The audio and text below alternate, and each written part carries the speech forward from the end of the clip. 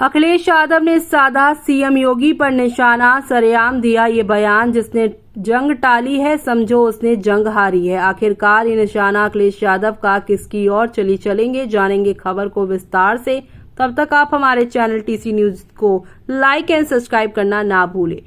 चुनाव आयोग की ओर से अयोध्या की मिल्कीपुर विधानसभा सीट पर उपचुनाव नहीं कराने के फैसले पर समाजवादी पार्टी के मुखिया अखिलेश यादव ने तंज कसा है। चुनाव आयोग ने बीते मंगलवार को महाराष्ट्र और झारखंड में विधानसभा चुनाव के ऐलान के साथ 13 राज्यों में 12 विधानसभा नहीं बल्कि लोकसभा और यहां 44 जो है विधानसभा सीट पर भी उपचुनाव का ऐलान कर दिया है। लेकिन यूपी की मिल्कीपुर सीट पर होने वाले उपचुनाव को होल्ड कर दिया गया है।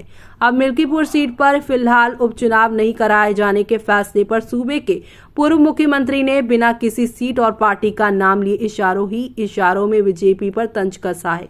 उन्होंने एक्स पर पोस्ट करते हुए कहा है कि जिसने जंग टाली है समझो उसने जंग हारी है।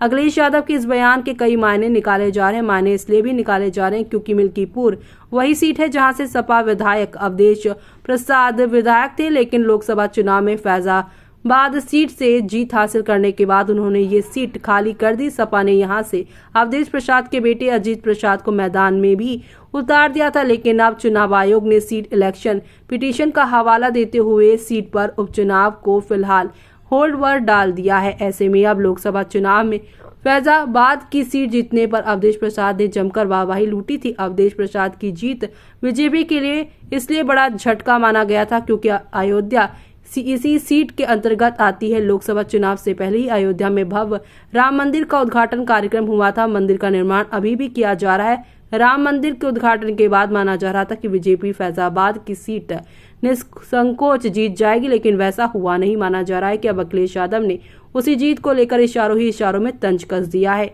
यूपी की जिन 9 विधानसभा सीटों पर उपचुनाव होने वाले हैं उसमें मिर्जापुर की मझवा, प्रयागराज की फूलपुर, मैनपुरी की करहल, अम्बेडकर नगर की कटहरी, गाजियाबाद की सदर सीट, अलीगढ़ की खैर, मुरादाबाद की कुंद्रकी और मुजफ्फरनगर की मीरापुर सीट शामिल हैं। इन सभी सीटों पर 13 नवंबर को वोट डाले जाएंगे और नतीजे 23 नवंबर को आने वाले हैं। लेकिन अब यहाँ पर मिल्कीपुर की जो सीट है उसका चुनाव होल्ड पर आ गया है, जिसकी वजह से जो है अब काफी ज्यादा इस पर विवाद हो रहा है। और अखिलेश यादव का सीधे तौर पर यही कहना है कि ये जो है सीट होल्ड पर इसीलिए रखी गई है ताकि यहाँ पर वो जीत सके। लेकिन उनका कहना है कि जिसने जंग टाली है यानी जिसने यहाँ पर इलेक्शन मिल्कीपुर का होल्ड किया है समझो उसने जंग हारी है। ऐसे में चुनाव आयोग ने उत्तर प्रदेश की 10 विधानसभा सीटों में से 9 पर उपचुनाव कराने का फैसला लिया है।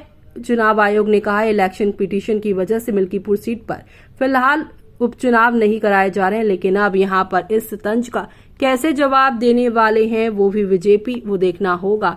ये यहाँ पर बेहद खास शो के आने वाले एपिसोड्स में।